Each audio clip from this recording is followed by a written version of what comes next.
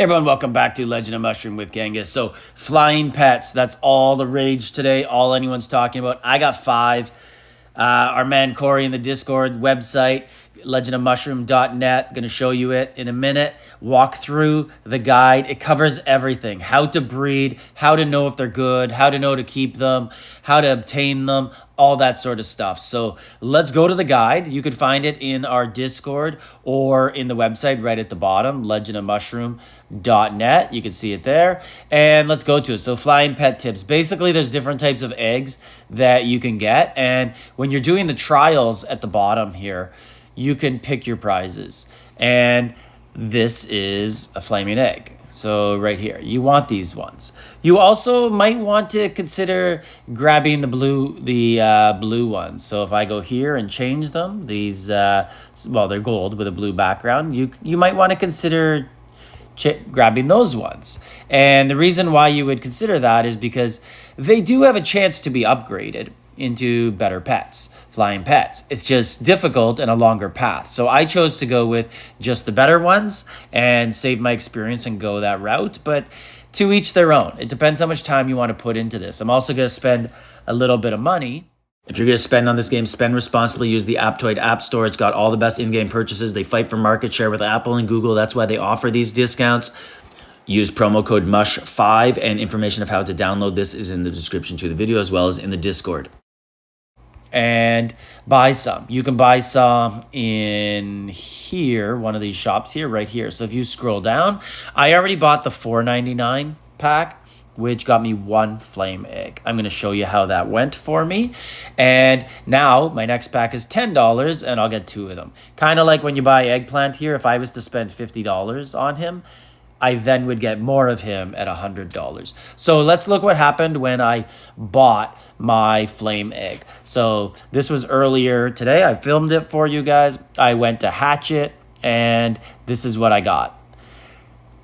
I got a yellow pet. Nothing special, only 1 passive skill. Basically, it sucks. Basically, I spent $5 and got ripped off. Anyways, let's go back into the game and take a look. So this is the one I got, and it has 1 passive skill. Purple, it's an okay skill, like in terms of it's the number 3 out of 5. So there's 5 different types. You can look at the colors. Gray is the worst. And then there's gold, purple, blue, and there's a mutation type color that's like purple and red, and that's the highest. So let's go back to the guide and look through different stuff that's here. So there's different types of eggs you can see here. There's standard, flame, magical, frosty, and ore. Ore egg is the best. That's what you want.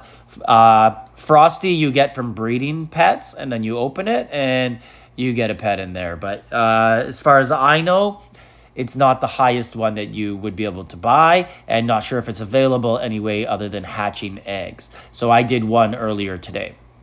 Once hatched, the pets will gain active skills along with 4 passive attributes and upgradable base attributes. So when we look at these, so these base attributes you can upgrade by upgrading them and giving them experience. So all you would do there is you click on the plus symbol and start adding to them. I personally haven't been adding at all because I'm saving and hoping to start with a rare, but it's seeming like that's actually pretty rare to do. So these passive skills, if you get gray, you see, it's a negative. So when I first saw this, I was like, oh, is that a debuff? Nope, it's not a debuff. It's something you want to avoid. If your pet has a big bad gray, you don't want to use it. In some cases, it might be worth it. Like for me, skill crit damage, 10%, no. But this, I have 1 here. Oh, this one. So every skill crit deals 600 area. So early on in the game, that might be worth it because I'm a mage and I might want that, especially against monsters. Area of effect increase and basic attack damage. Maybe that doesn't hurt my mage, but long term, you're not going to want any grays. So let's get out of that thinking. That's only short-term thinking that you would do. Now, rarity. Breeding 2 rare flying pets. So the rare pets. So what I have right now, blue and yellow, these are the lowest level pets. Yellow's the middle one, middle level. Blue is the lowest. And The highest one is going to be like this, like the Supreme Gear here, or whatever it's called on your server, because we all have different names. But this color right here, the 0.08% Supreme for me, that's the highest color level of pets. That's what you want. You don't want the well pets that I have. Those are blue and not the exact type of blue and kind of pinkish hue that you want. So they're useless. I don't want them. Attribute rarities mutation is a red and purple fade. So right here is the 5 different types of attributes that we went over, with gray being the worst one and a negative, and you don't want it. So go into the guide and look them up yourself. Passive attributes: to breed a flying pet with 4 passive attributes. This is key. So when you're breeding them, it's best to use at least one parent that has 4 passives. If you don't have a pet with 4 passives, using 2 pets with 3 passives each increases the chances of getting a pet with 4. So basically, all my pets suck. They have 1 attribute, it's negative. They have 2, one of them is negative. 1, 2, and 2, but 1's negative. So these suck. So you don't want them to breed. Now, I can go into my companions and look at what my friend here, Hulago, has. He has one here that has 4 attributes, but it's not rare. So it's not that good. It does have one of the highest level, and it's not really a good one. Breeding time, oh yeah, that's what I want for my top passive skill. Breed faster, when really you could just go to bed and breed them. So that's basically like about as bad as it gets. Unless you're sharing it around the server, I guess, and you really get around. But I don't really think it's that important to have that as a skill.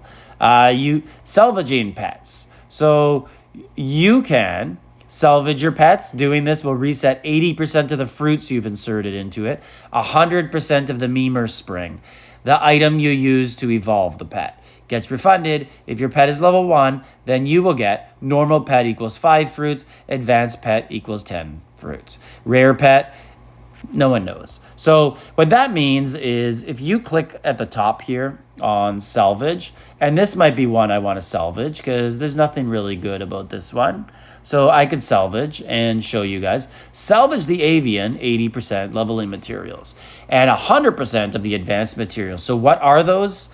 If you look in here, so you will get 80% of these back, but you will get 100% of these blue potions. Okay, so this right here, you'll get that. And that also helps to evolve the pet. What you will lose, from my understanding, is the cake.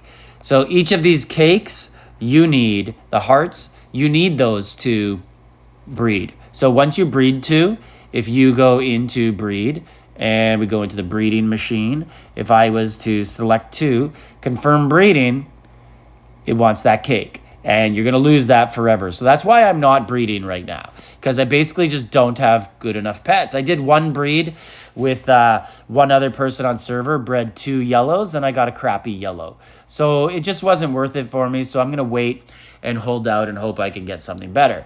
You could, and normal pet, so we got that. And other things is, here's the spending price of what you can get. Here are the eggs. So ore egg, that's the one you want. Flame egg you can purchase.